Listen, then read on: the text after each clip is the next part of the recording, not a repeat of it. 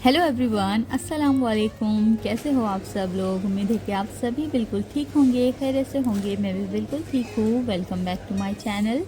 आज के इस ब्लॉग में मैं आप लोगों के साथ शेयर कर रही हूँ अपने रमज़ान की कुछ ग्रॉसरी, किचन की कुछ क्लीनिंग और रीस्टॉक मैंने कैसे किया है किचन को रमज़ान से पहले, वो सारी चीज़ें। और ये ना अभी रात का टाइम हो रहा है, तो डिनर करने के बाद हम लोग आए थे ग्रॉसरी करने के लिए।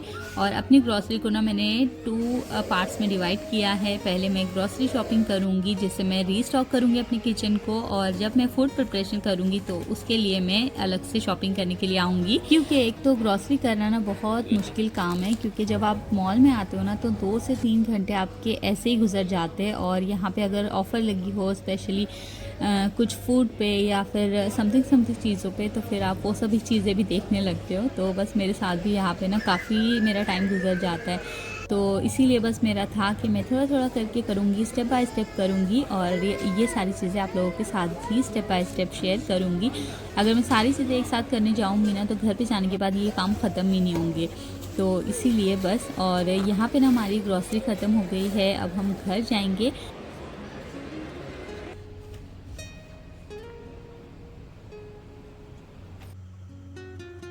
और अब ये नेक्स्ट डे का व्लॉग है। यहाँ पे ये सुबह का टाइम हो रहा है। जल्दी से बस अपनी सुबह की कड़क सी चाय पी के मैं अपने कामों की शुरुआत करूँगी। तो रात में आने के बाद मैंने सब जो सामान था फ्रिज में जाने वाला वो तो फ्रिज में रख दिया था। बस अब जो चीज़ें इधर उधर बिखरी हुई है उन्हें मैं ला के फिल करके रखूँगी।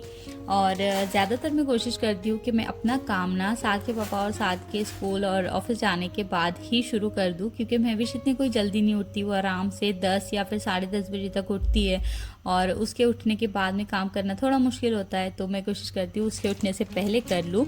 तो ये सारी ग्रॉसरी जो मैं लेके आई थी, कुछ चीज़ें मैंने रख दी है और ये वाली चीज़ें मुझे फिल करके रखनी है। और इनमें से ना कुछ चीज़ें वो भी है जो मेरे साथ इंडिया से आई हैं।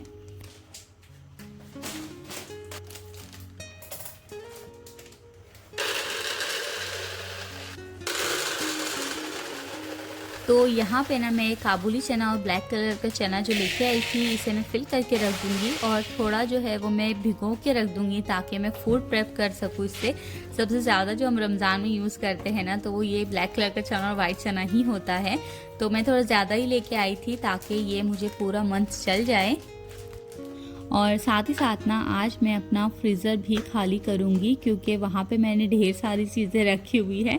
मुझे बड़ी आदत है, जो भी चीज़ें एक्स्ट्रा मेरे पास में होती है ना, तो मैं उन्हें फ्रीज़र में डाल देती हूँ, और जब ज़रूरत पड़ती है तो मैं थोड़ा थोड़ा निकालती रहती हूँ। इससे क्या मसाला और जो ओपन मसाले होते हैं ना, वो ख़राब नहीं होते। तो अभी फ़िलहाल उसे मैं खाली कर दूँगी, क्योंकि जो भी मैं फूड प्रेप करूँगी ना, तो उसके लिए मुझे किचन में फ्रिज में ढेर सारी जगह चाहिए होंगी।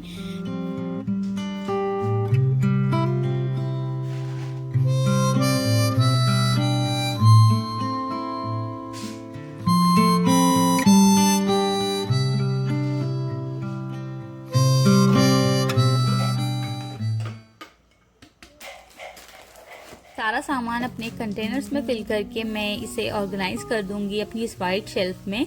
और जब से ये शेल्फ मैंने लगवाई है ना, तब से मुझे स्टोरेज का बिल्कुल भी टेंशन नहीं होता। किचन का बहुत सारा सामान मेरा इसमें ही आ जाता है।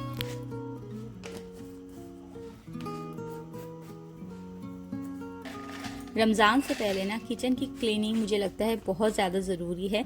सिर्फ इसलिए नहीं कि हमें सफाइयाँ करनी है या फिर हमें चीज़ों को साफ़ करके रखना है, इसलिए भी क्योंकि हर चीज़ जब हम ऑर्गेनाइज़ करके रखते हैं तो हमें पता होता है कि कौन सी चीज़ हमने कहाँ रखी है। और जब हम रमज़ान के लिए कुछ भी फूड प्रेप करते हैं या फिर रमज़ान में जो भी हम रेसिपीज़ बनाते हैं, उनके लिए सभी चीज़ें में आराम से मिल जाती है। वरना अक्सर ऐसे होता है कि चीज़ें हमारी किचन में रखी तो होती है पर हमें मिल ही नहीं रही होती। तो इसीलिए बस एक अच्छा सा ऑर्गेनाइजेशन हमें करना चाहिए। रमज़ान आने से पहले ही किचन को अच्छे से क्लीन ऑर्गेनाइज कर लेना चाहिए।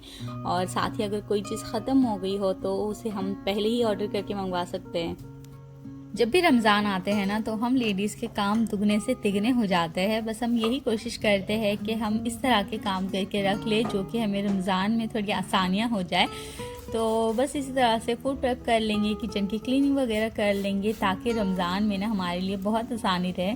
ये काम सब कोई कंपलसरी नहीं है, बस हम इबादत को ज़्यादा टाइम देने की कोशिश करते हैं। और मैंने तो कहीं पे पढ़ा था कि रमज़ान के महीने में ना जो हम हमारी फैमिली के लिए करते हैं, उनके लिए अच्छा सा खाना बनाते हैं, उनका ख्याल रखते हैं, ये सारी चीज़ें भी इबादत है। तो बस आपने इस रमज़ान में ना ढेर सारी इबादतें करनी है, ढेर सारी दुआएं करनी है और मुझे भी अपनी दुआओं में याद रखना है और मेरे चैनल को सब्सक्राइब करना मत भूलना। अच्छा खैर, यहाँ पे ना मेरा जो कैबिनेट था इसको मैंने डीप क्लीनिंग किया है सिंपल सा स्प्रे करके, जिसमें मैं विनेगर, सोडा और डिश वॉशर का लिक्विड बना के रखती हूँ, उससे मैंने स्प्रे करके साफ़ किया है। और बस जितनी भी चीज़ें थी वो अच्छे से ऑर्गेनाइज़ कर दी। अब मैं अपने इस नीचे के शेल्फ्स को सारे ऑर्गेनाइज़ करूँगी। इसके अंदर भी बस चीज़ें थोड़ी सी उलझ गई है, ऊपर नीचे चीज़ें रखने में ना आगे पीछे हो जाती है, तो अच्छे से बस इसे ऑर्गेनाइज कर दूँगी। 2 लेयर का मेरा एक सर्विंग ट्रे है, इसे कभी कभी ना मैं एज अ ऑर्गेनाइजर पे यूज़ कर लेती हूँ। कभी ऊपर थोड़ी चीज़ें रख दी, नीचे थोड़ी चीज़ें रख दी, तो इसमें बहुत सारी चीज़ें आ जाती हैं। और बस इस टाइम पे ना महविश भी उठ गई थी, तो पहले अभी मैं उसे दूध दूंगी, न्यूट्रेला ब्रेड दूंगी और साथ ही थोड़ा उसको देखूंगी और उसके बाद में बाकी का काम करूंगी।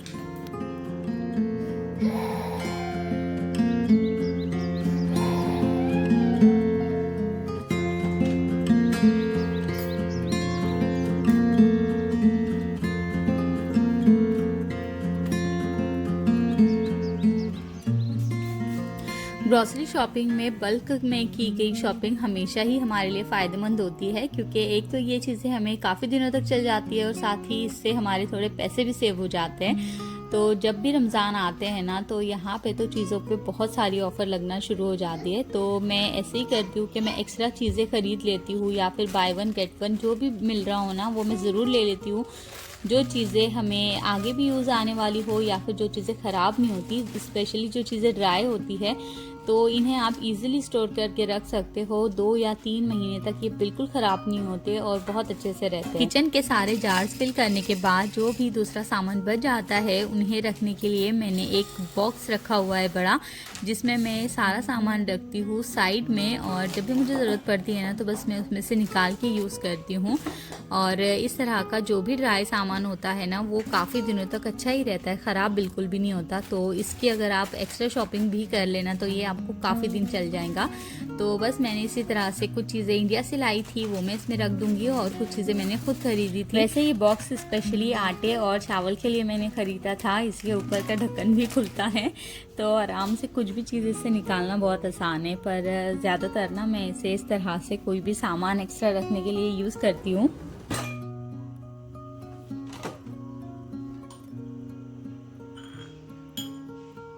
जब मैं फ़र्स्ट टाइम ओमान आई थी ना, तब मेरे मम्मा ने मुझे एक कप गिफ्ट किए थे। ये बहुत प्यारे से प्रिटी से कप है, मुझे बहुत पसंद आते हैं।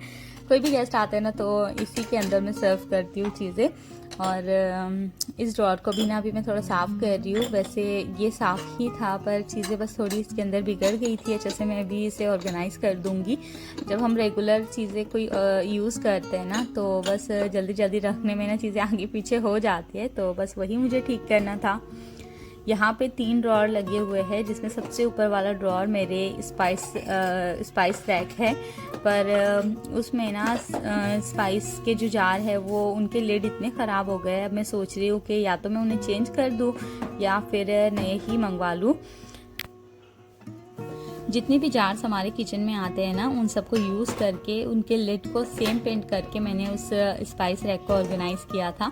पर अब धीरे धीरे करके ना उनका पेंट ख़राब हो रहा है, तो अब मैं उसे अच्छे से थोड़ा पेंट करूँगी या फिर उन्हें मैं चेंज कर दूँगी और एक अच्छा सा ना स्पाइस जार्स में मंगवा लूँगी और उसके अंदर ऑर्गेनाइज़ करूँगी। तब मैं वो शेयर करूँगी आप लोगों के साथ में।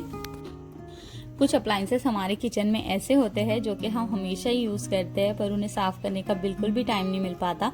तो इस तरह से जब भी क्लीनिंग हो रही हो ना, तो साथ ही साथ मैं उन्हें भी साफ़ कर लेती हूँ। जैसे कि अपना एयर फ्रायर साफ़ कर लिया, थोड़ा सा मिक्सर साफ़ कर लिया, तो साथ ही साथ ना उनकी क्लीनिंग भी अच्छी हो जाती है। किचन की सारे ही कैबिनेट्स मैंने साफ़ कर दिए हैं, बस ये वाला एक कॉर्नर वाला रह गया है। इसके अंदर ज़्यादा से ज़्यादा मैंने जो मेरे बड़े बर्तन हैं ना किचन की यूज़ के, वो मैंने रखे हुए हैं, क्योंकि ये दूसरे कोई कैबिनेट में आते ही नहीं और इनके लिए फिर स्पेस भी बहुत कम भर जाती है। तो इस तरह से एक रैक लगा के मैंने इन्हें रखा हुआ है ताकि मैं ढेर सारी चीज़ें एक ही जगह पे ऑर्गेनाइज कर सकूं। और मेरे सभी कुकवेयर सेट के बारे में आप लोग भी बहुत ज़्यादा पूछते रहते हो, तो इंशाल्लाह कोई वीडियो में ना मैं इनका फुल रिव्यू आप लोगों के साथ शेयर करूँगी। और मैंने खुद कुछ ख़रीदे हैं, कुछ मेरे मदर इन लॉ लाए थे, कुछ मेरी मम्मी ने मुझे भिजवाए हैं।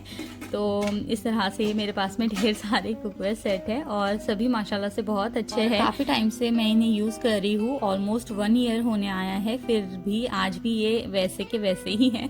तो मुझे लगता है कि बहुत अच्छे हैं। तो मैं आपसे ज़रूर शेयर करूँगी कि ये कौन सी कंपनी के हैं और कहाँ से मैंने इनको बाय किया है। ये मेरे सिंक के नीचे वाला एरिया है और यहाँ पे ना लाइट्स बहुत कम आती है और एक तो कैमरा सेट करने के लिए भी कोई खासी जगह नहीं है। तो बस मैंने इसे ऑर्गेनाइज़ कर दिया और एक छोटा सा इसका क्लिप लिया था, इस तरह से मैंने इसे ऑर्गेनाइज़ किया था। कुछ दिनों पहले ना मैं आइकिया गई थी, वहाँ से मैंने ये एक आर्टिफिशियल प्लांट ख़रीदा है और ये इतना ब्यूटीफुल प्लांट है। जब भी किसी भी जगह पे आप इसे रखते हो ना तो उस जगह का बिल्कुल लुक ही चेंज हो जाता है। और जिस भी जगह पे हम ग्रीनरी ऐड कर देते हैं ना उस जगह में तो जैसे जान ही आ जाती है। तो शेल्फ के ऊपर वाले कॉर्नर में मैं इसे रखूँगी।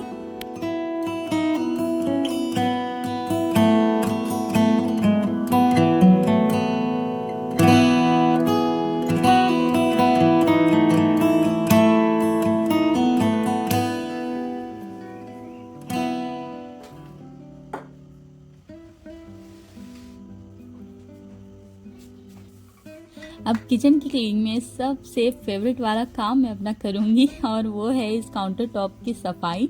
मुझे ये वाला कॉर्नर ना मेरे किचन का बहुत पसंद है। मैंने यहाँ पे कुछ कलर्स ऐड किए हुए हैं जो कि मेरे दिल को इतने भाते हैं, इतने पसंद आते हैं मुझे। तो यहाँ की अभी थोड़ी मैं चीज़ें हटा के सफाई कर दूँगी। वैसे आगे का जो काउंटर टॉप है ना उसकी तो रेगुलर क्लीनिंग होती रहती है, पर चीज़ें हटा के तो हम नहीं करते। तो अभी मौका भी है, दस्तूर भी है, तो साथ ही साथ मैं यहाँ की भी सफाई करूँगी और अपना फेवरेट वाला काम करूँगी जो कि मुझे बहुत पसंद है। इस तरह से झाग बना के साफ़ सफाई करते जाना मुझे बहुत अच्छा लगता है इस तरह से करना।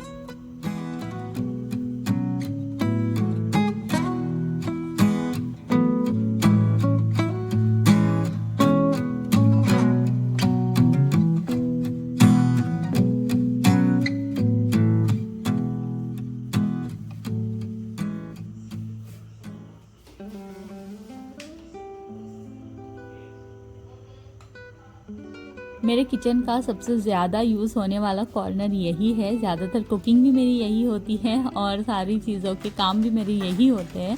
तो ज़्यादातर सफाई इस कॉर्नर की ही हो रही होती है। तो कुछ खासा यहाँ पे ख़राब नहीं था, बस जो जार खाली हुए उनको बस मैंने अच्छे से साफ़ करके उनके अंदर कुछ स्नैक्स डाल दिए हैं।